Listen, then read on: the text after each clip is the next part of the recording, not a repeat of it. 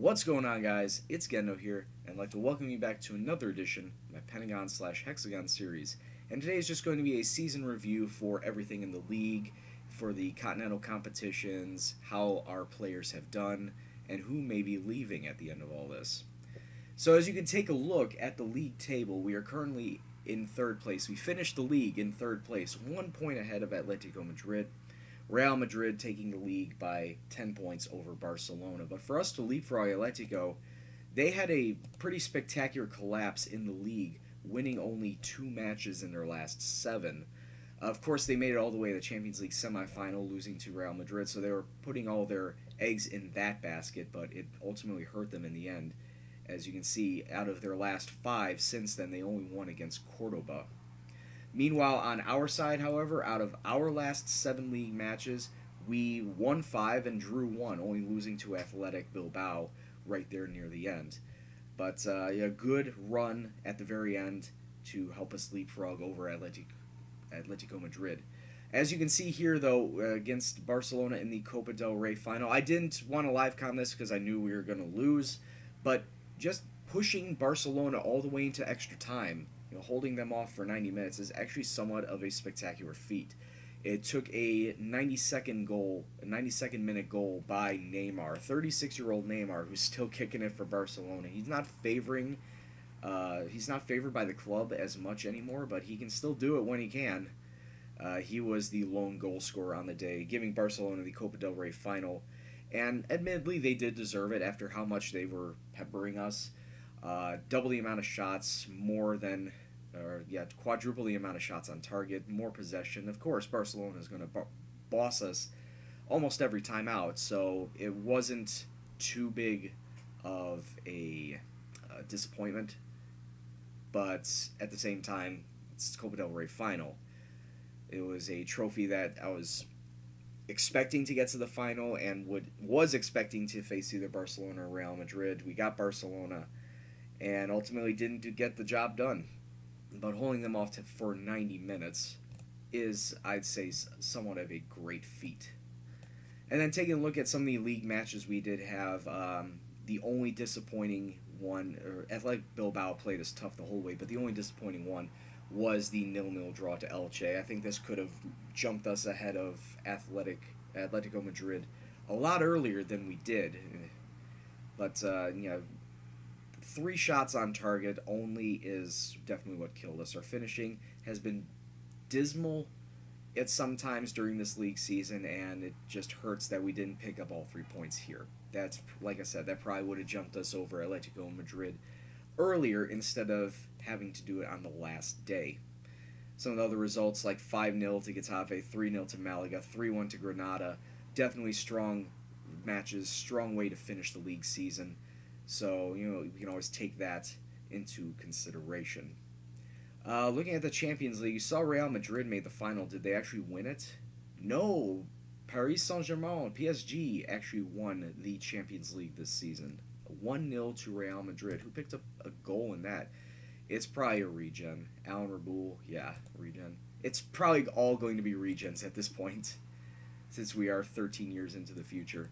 And then the Europa League title, Bordeaux defeating Porto at the very end. So Porto, the team that knocked us out, made it all the way to the final where they were dismantled. Well, actually not dismantled. Bordeaux got really, really lucky.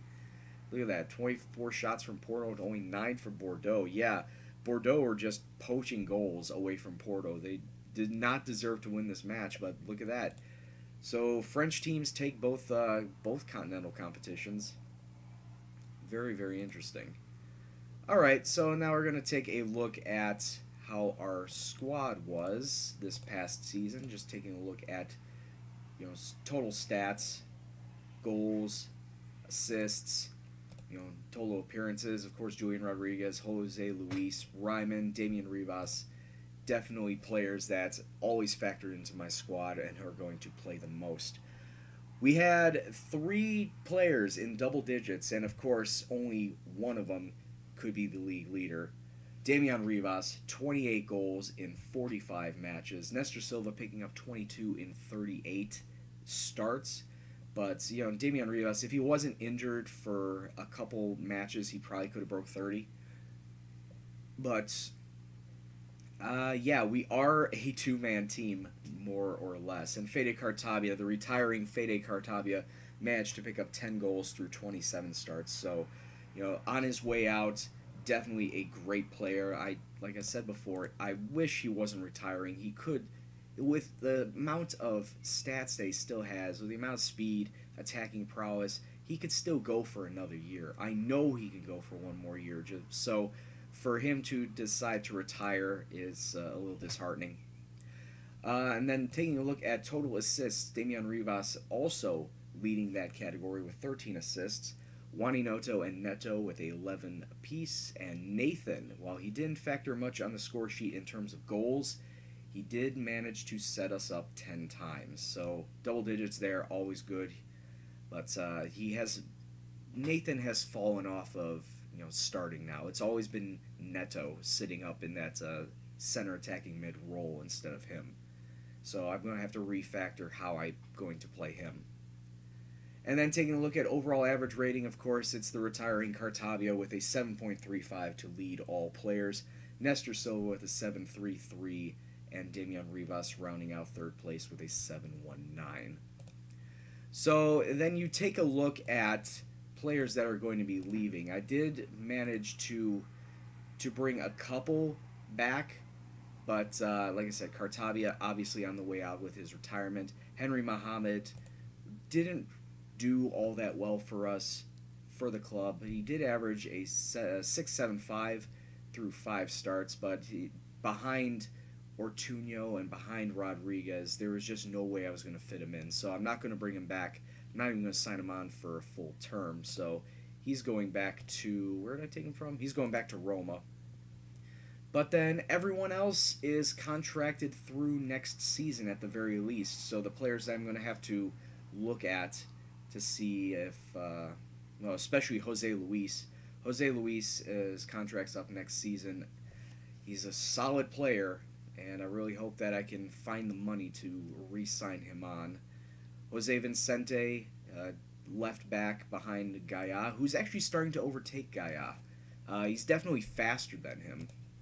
As you can see, he doesn't have the crazy defending stats that Gaia has, but he has such pace. It's 18 pace, 18 acceleration. I can definitely use him up the wings.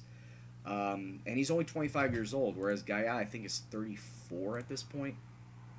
He's 33, but yeah, you can see he's definitely not as pacey, but he still has the top defending stats. So I'm going to keep them both on and rotate them in and out, but Vicente, I should probably look to secure him for a little while longer. Patrick Ryman also has his contract up next season, and while 29 years old, he's still one of my top right backs.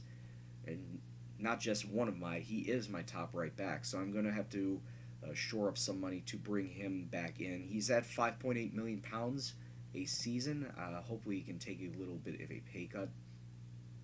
And then finally, Nathan. Nathan is, like I said, he wasn't the player I expected him to be when he came in. All he's been doing is just mediocre.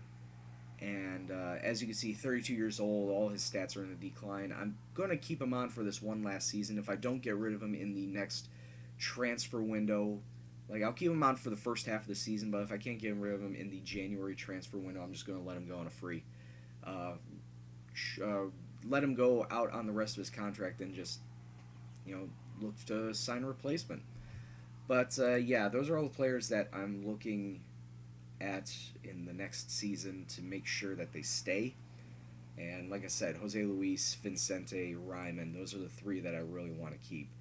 Everyone else is just a non-issue right now. A lot of rumblings from like Julian Rodriguez or Ortuño that they want to move to bigger clubs. I've told them I really want them to stay if we got into Champions League football, which we did. So hopefully that'll placate them for a little bit. And I guess one last thing is looking at the league table. The three teams that are relegated, we have Osasuna, Malaga, and Valladolid. Valladolid having come up from last season. and they're going right back down. The 3 teams that are going to be coming up,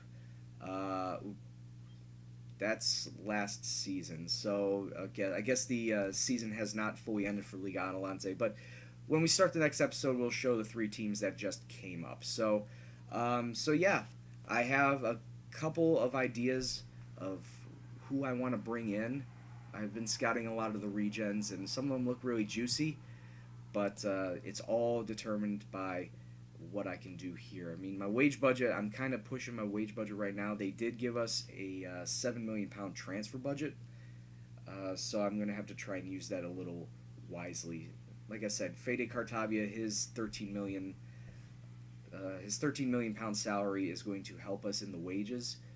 So I'm going to see who I can fill in his spot. If it's not going to be Victor, it's going to be someone else. But yeah, I'll try and figure that out in the off season. So until next time, this is Gendo, and I will see you in the next video. Take care. Peace out.